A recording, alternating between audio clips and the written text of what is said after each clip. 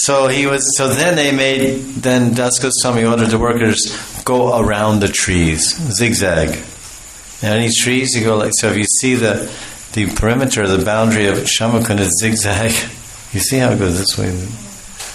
There's so many trees on the banks. My friend Achyutananda, he was trying to write about the history of Radhakund, so he went all around here and there, collected copies of many pictures, old pictures of Radhakund for as old as pictures go back, 1924, 1930, 33, 40, 50, 60. And he was showing me how the different years of the Kund, what Shamakund and Radhakund looked like. Oh, so many trees, everywhere, trees.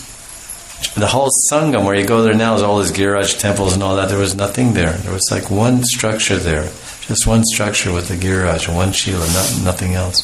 And either as you walk, you have to bow the branches. The whole Sangam was full of trees, hanging over each Kund, or hanging just over Radhakund. You had to go under and the trees were going across. You had to go under the branches and walk across the Sangam. You know the Sangam, yes. Where the two Kunds meet. And these huge trees, and all around he showed different pictures from different sides of the Kund. Unbelievable. So beautiful.